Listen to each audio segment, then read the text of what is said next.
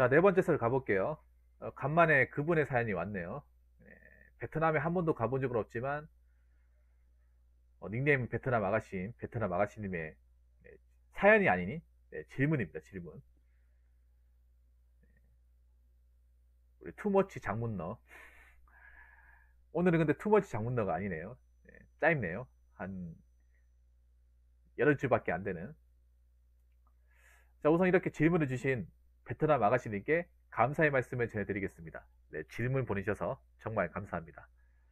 자, 바로 읽어보도록 하겠습니다. 붕어 형님이 생각하시는 남자, 나이 서른은 사회적으로 어떤 위치에 있어야 하고 어떤 존재인가요? 당연히 사람 바이 사람이고 개개인마다 차이는 많겠고 평균을 낸다는 것도 참 우스운 질문이지만 그래도 형님이 생각하시기에 남자 나이 서른의 존재 생각하시는 대로 부탁드리겠습니다. 돈, 차, 독립 또는 부모님과 같이 사는 것, 취업 등등 전반적인 분야 통틀어서요. 뭔가 간단하면서도 어렵네요. 보통 몇 시부터 몇 시까지 하냐고요? 자, 여기 보시면 나와 있습니다. 나와 있죠? 아, 미스터 박님 어서오세요. 여기 화면 보이시죠? 요 글씨 안 보이는 거 아니죠? 이렇게 합니다. 자, 오후 7시부터 키고요. 방종시까지니까 뭐 1시가 될 수도 있고 2시가 될 수도 있습니다. 자, 남자 나이 30. 왜 노래도 그런 노래가 있잖아요. 그 김광석 씨의 30쯤에.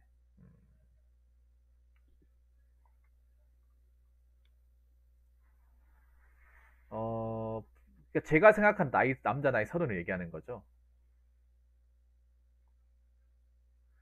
현재 기준으로 설명드리면 되겠습니까? 현재 기준.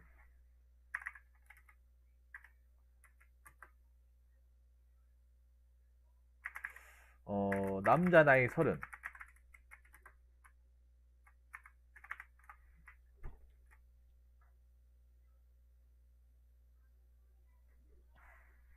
뭔가 많아 보이는 나이 같지만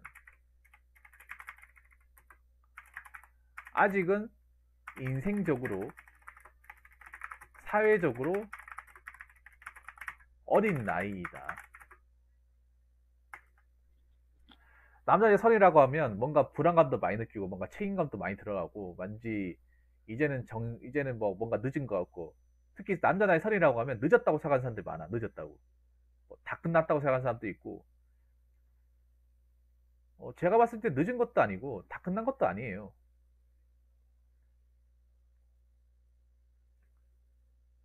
그러니까 어린 나이입니다. 어린 나이. 서른이 하더라도 저는 어린 나이라고 생각합니다.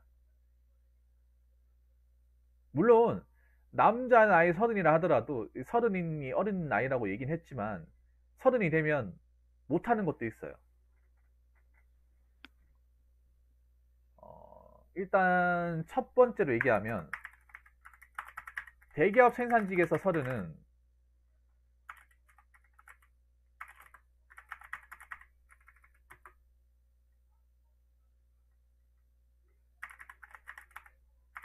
넘사벽이다. 넘사벽. 만약에 뭐 서른인데 뭐 대기업 생산직 가능하냐고 하는데 사실 거의 불가능해요. 대기업 생산직의 특징 중에 하나가 뭐 스펙도 스펙이지만 나이를 굉장히 엄격하게 봅니다. 나이를. 나이 컷을 딱 정해가지고 특정 나이가 되면 안 받아줘요. 보통은 정확한 건 아니지만 보통 27 넘어가면 안 받아주더라고요.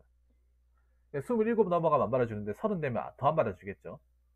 그래서 뭐 대기업으로 이제 생산직이나 기능직을 꿈꾸는 사람들은 30 되면 솔직히 좀 힘들다. 들어가기가 좀 힘들다. 많이 힘들다.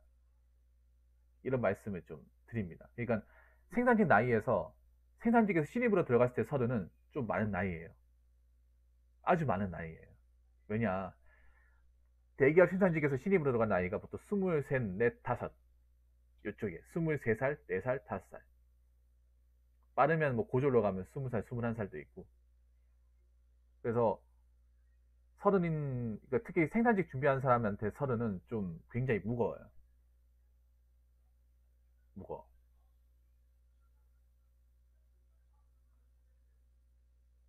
뭐 생산직 분야에서는 좀 대강 이렇고요. 그럼 두 번째로 얘기하고 싶은 건 뭐냐 하면,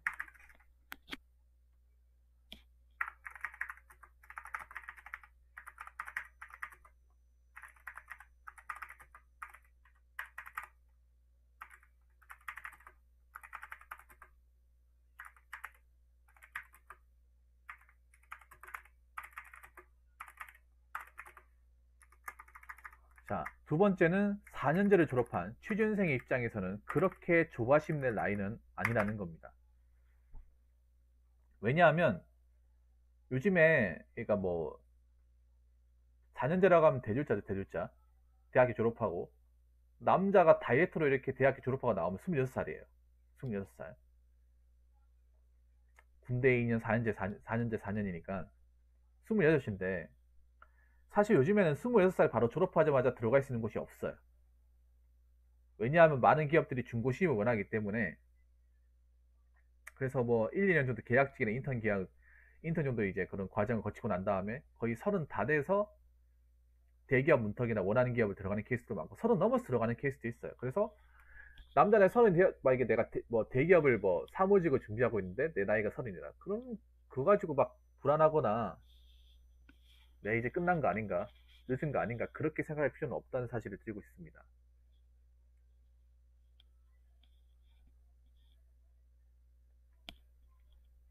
요즘엔 30살, 31살, 뭐 32살도 대기업 신입으로 뭐 많이 들어가니까요. 30이 되었다고 해서 나 이제 늦은 거 아닌가, 너무 좀 잘못된 거 아닌가, 그렇게 좀 불안해하지 않았으면 좋겠습니다.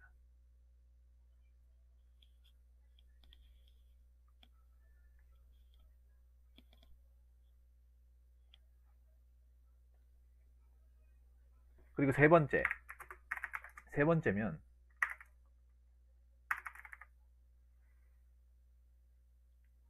30살이 되었을 때 빈털털이라도 괜찮다. 빚만 없으면 된다. 그러니까 뭐 그런 거 있죠. 뭐 독지사나 뭐 취업 사이트 같은 거 몇 살에 얼마 모아야 정상인가 막 이런 식으로 올라온단 말이에요. 그런 거 없어. 아니면 뭐 님들은 뭐 돈 얼마 모았냐 물어보잖아요. 그 일부러 떠보려고 물어본 질문 중에 하나가 내가 별로 좋아하지는 않는데, 저는 그렇게 생각해요. 보통 남자네 30이 되면 돈이 없어야 돼요. 돈이 없어야 돼. 아니 돈을 모아놓은 사람도 있긴 한데, 저는 그렇게 생각해요. 돈을 모아놓은 돈이 없어도 괜찮으니까 대신에 내 이름으로 빚이 없었으면 좋겠어요. 빚만. 왜 그런 말 있잖아요, 여러분. 빚만 없어도 성공이란 말이 있잖아요. 솔직히 빚만 없으면 성공이 아니라 그냥 본전이죠, 본전. 근데 그 성공이란 말을 왜 이렇게 얘기했겠어요? 젊은 나이임에도 빚을 가진 사람들이 많으니까 얘기하는 거예요. 나이 30이 되었어도 자기 이름으로 된 빚이 많으니까 그 빚이 없으면 성공이라 얘기를 하는 거죠. 왜냐? 왜 남자네 30에 왜 빚이 있냐? 빚 많은 사람들이 왜 생기냐? 아무래도 학자금 대출 때문에. 뭐 대학교를 부모님이 다 4년 8학기 다 내주셔가지고 뭐 재정적인 부담 없이 그렇게 졸업을 한 사람도 있지만, 그런 사람들보다도 이제 은행의 힘을 빌려가지고 그 대학을 졸업한 사람들이 많은 걸로 알고 있거든요. 베트남 아가씨님도 여기 포함이 되잖아요. 근데 베트남 아가씨님 정도는 작은 편이죠. 작은 편. 많은 사람은 3천, 4천까지 대출을 받고 있는 사람도 있어요. 그래서 뭐 얼마 모아놔야 된다, 얼마 돈 있어야 된다 이런 것보다는 내 이름으로 된 빚만 없어도 돼. 빚.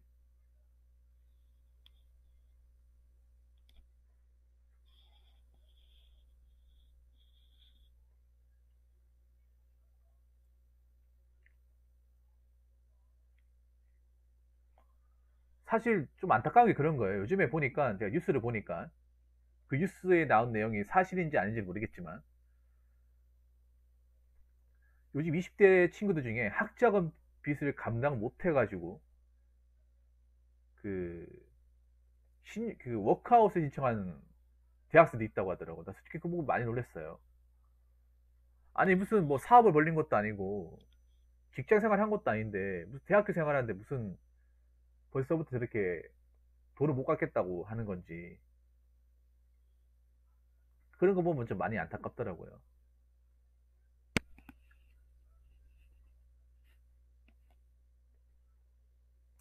그래서 여러분들이 뭐 돈을 많이 모아야 되는 것보다는 여러분 이론에 빚만 없으면 된다. 빚이 없어야 나중에 뭐 서른이 되었다 하더라도 이제 나이 먹고 돈을 모으면 되는 거니까. 그만큼 한국 사회에 빚을 가지고 있는 사람들이 많은 거예요. 나이 많은 사람뿐만 아니라 심지어는 젊은 사람 20대 30대조차도 빚을 가지고 있는 거야. 빚 가지고 있는 걸 너무 당연하게 여기고 그게 굉장히 자연스럽게 생각하는 것 자체가 어떻게 보면 지금 대한민국 사회가 굉장히 뭔가 이상하게 흘러간다는 거죠. 자, 네 번째는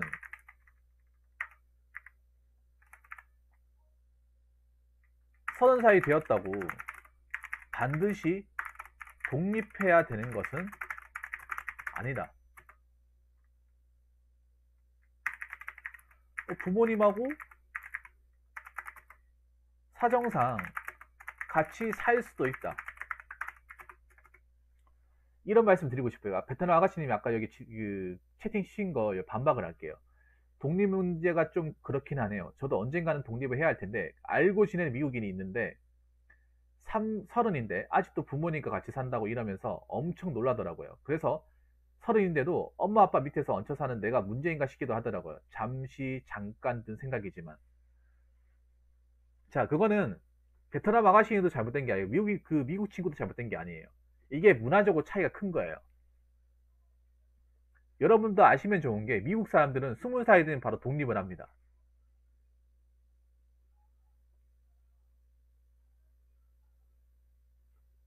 미국은 독립을 굉장히 일찍 시켜요.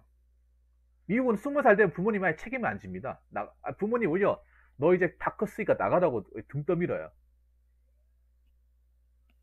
그리고 미국 같은 경우에는 10대 때 나가 사는 사람들도 많아요.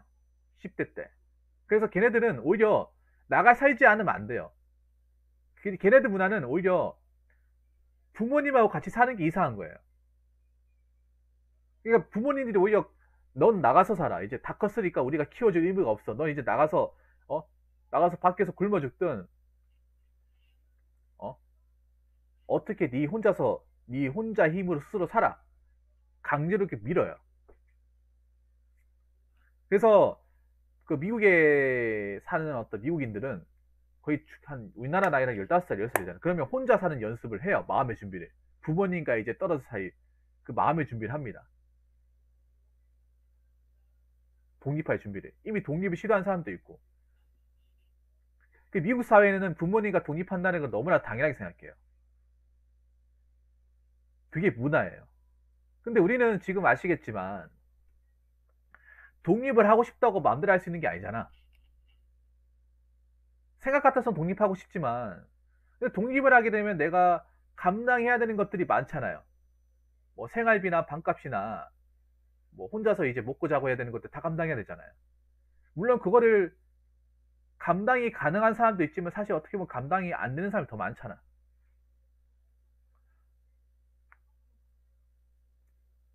감당이 안 되는 사람들이.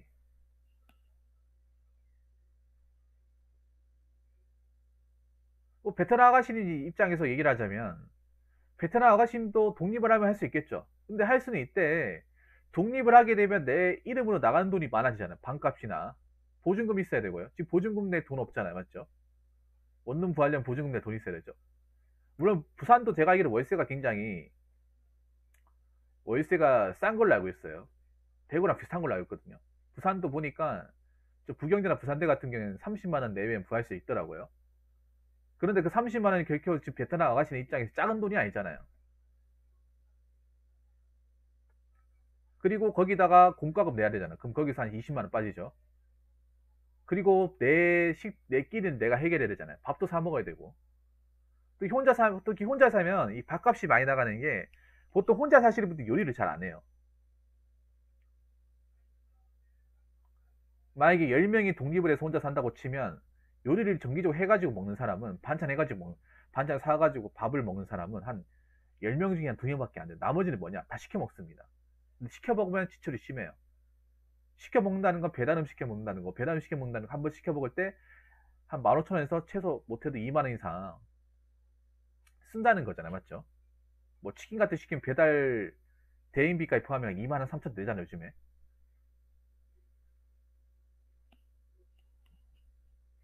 그러면 베트남 아가씨 입장에 생각해 보세요. 내가 월급이 그렇게 많이 받는 것도 아닌데 혼자 산다고 할 때 그 돈까지 감당해야 된다고 치면 그 돈뿐만 아니라 베트남 아가씨님은 내 이름으로 된 대출금도 있잖아요. 누나한테 빌린 돈도 있고 학자금 대출 갚아야 될 돈도 있어요.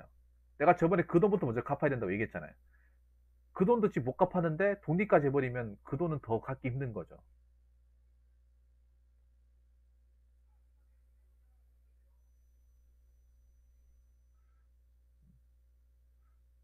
저는 그렇게 생각해요. 부모님하고 같이 살고 뭐 독립 못 한다고 해서 뭐 베트남 아가씨나 다른 청년들이 문제가 있다거나 그 사람들 자체가 그냥 심각한 어떤 그런 결함이 있다고 생각하지 않습니다. 그게 이상한 게 아니에요. 오히려 그게 문제. 능력도 없으면 독립하는 게 문제야. 그게 더 문제가 있어요. 여러분 안 그렇습니까? 능력도 없으면서 방세도 집을 못 하면서 그냥 부모님하고 같이 살기 싫어가지고 나오는 그게 더 바보예요. 독립이라는 게 나름 준비해야 되는 것들이 많잖아요. 그냥 독립하고 싶어서 그냥 내일부터 그냥 나가 살아야 그게 안 되잖아, 여러분. 일단 독립을 하려면 내 이름으로 내 돈도 있어야 되고 그 몸만 가서 삽니까? 몸만 가서 사나요? 아니잖아요. 그거 가면 뭐 내 필요한 어떤 뭐 가구들이나 뭐 필요한 이제 그 집에 필요한 도구들 사야 되잖아. 맞죠? 필요한 것도 생각보다 많거든요. 원룸에 살아도. 그런 것도 사야 되고. 그리고 이사도 하게 되면 혼자서 하는 것도 버겁단 말이야. 맞죠? 여러 가지 생각해야 될 게 많아요.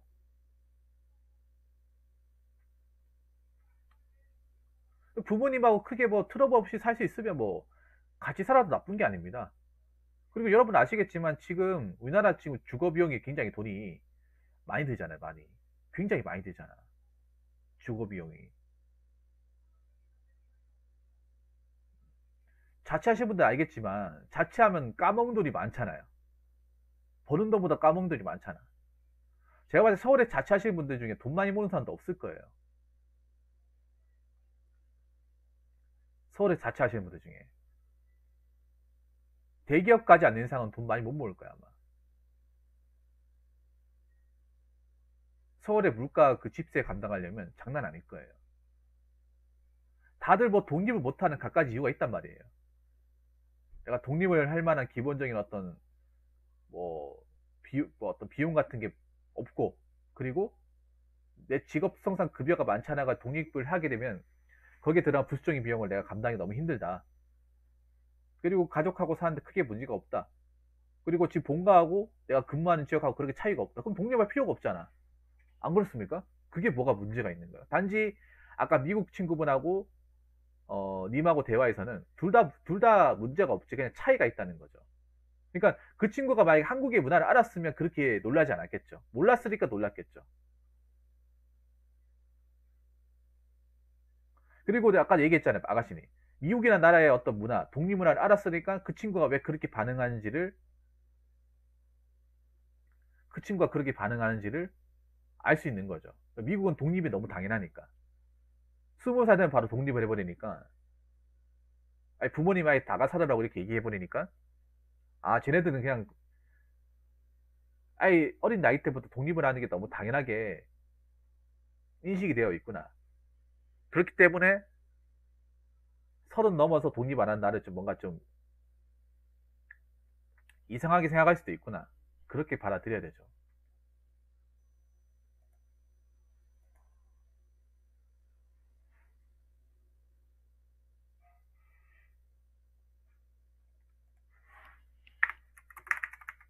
자, 30살 되어도 내 집, 내 차 없어도 됩니다. 단, 빚이 있으면 안 돼요. 30살 되어도 내 집 없어도 되고 내 차 없어도 돼요. 내 집은 있을 수가 없죠. 30살에. 30살에 어떻게 내 집 마련을 합니까? 40대도 내 집 마련 못하고 평생에도 내 집 마련 못하는데 지금 세상이 그렇지 않습니까? 30살이 되어 내 집 마련하는 사람은 그냥 부모님이 해주신 거죠. 이건 사업을 해도 어떻게 마련할 수가 없어요, 여러분. 안 그렇습니까? 현실적으로 생각해 보세요. 서울에서 내 집 마련한다고 칩시다. 서울에서 예를 들어서 뭐 빌라 매매를 산다고 칩시다. 서울에 빌라 매매는 한 6, 7억 하잖아. 그럼 사업을 해도 그 돈을 메꿀 수가 있을까, 과연?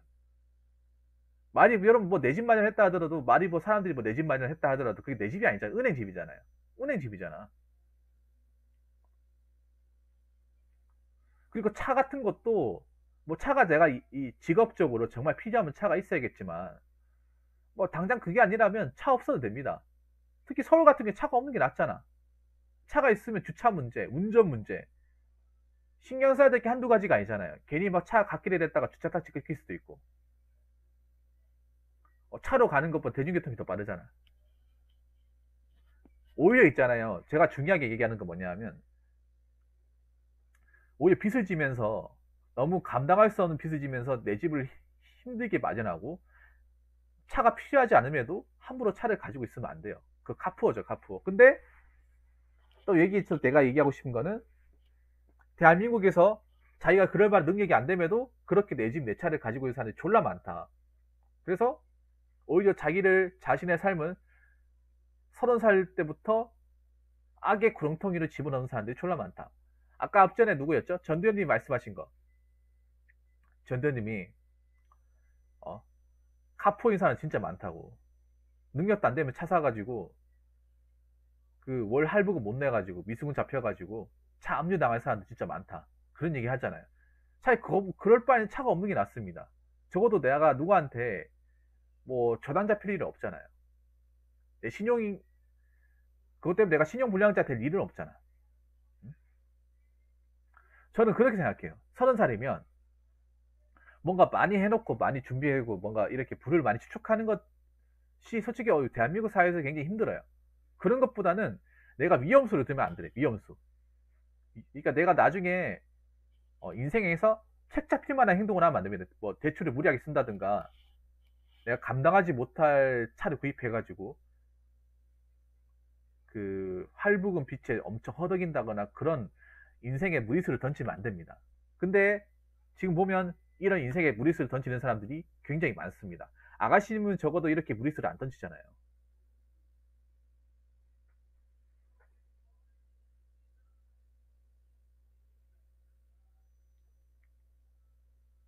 저희 시장 근처 빌라에 람보르기니 봤다고 차에 몰빵한. 그렇죠. 만약 그 사람이 그 능력을 그 람보르기니를 감당할 수 있으면 차를 몰면 모르겠는데 감당 능력이 없는데 차를 본다. 그러면 저 사람은 겉으로 봤을 때 굉장히 잘 나가는 것처럼 보이지만 알고 보면 우체통에 확인해 보면 각종 이제 독촉장 돈 안 냈다, 뭐 전기세 안 냈다, 수도세 안 냈다, 휴대폰 요금 안 냈다고 이 독촉장 계속 날라올 거 아니에요.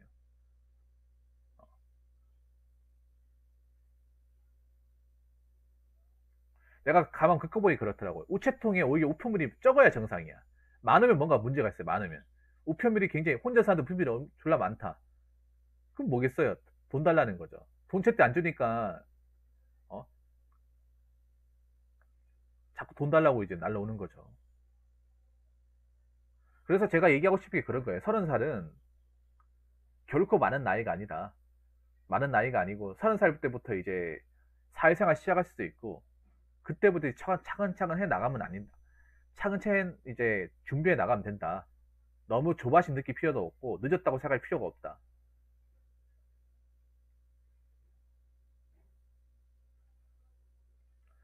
정말 비교라는 게 참으심 줄였다고 생각하는데도 불구하고 비교 안 하는 게 진짜 힘든 것 같아요. 인스타 가끔씩 한다고 하지 마세요.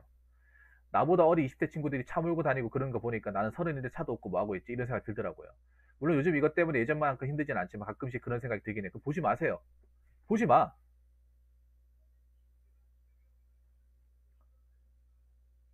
20대 친구들이 차 몬다. 그 친구들한테 합당한 이유를 해봐요. 20대 친구들이 차를 몰 만한 이유. 그 차를 감당할 만한 어떤 고수입의 일을 했다거나, 근데 고수입에 일할 만한 조건이 안 나오죠. 그럼 뭐겠어요? 카푸어죠. 난 하나도 안 부러운데. CMN이 뭐세요? 그래서 제가 여러분들한테 얘기하고 싶은 게 있어요. 여러분들 지금 뭐 곧 서른에 진입한다거나 이 30살을 앞두고 계신 분들이 있다면 너무 그렇게 내가 이제 30살 나이 많이 들었다. 30살 나이 먹도록 한 게 뭐가 있을까 그렇게 생각하지 마시고, 지금 한국 나이 30이면 그렇게 많은 나이도 아직 젊어요. 사회적으로 굉장히 어린 나이야. 30살에 사회생활 처음 시작해도 괜찮아요. 그러니까 너무 그게 너무 이 30이라는 나이 숫자에 너무 부담 느끼지 말고,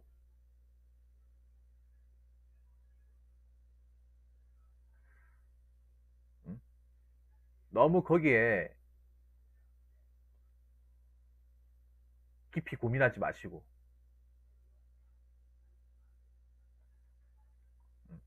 30살이면 어린 나이 맞아요.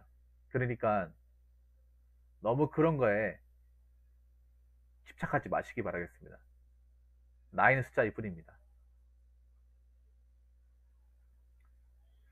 자, 아무튼 저한테 질문해주신 베트남 아가씨님께 감사의 말씀을 전해드리며, 자, 네 번째 썰 마치도록 하겠습니다.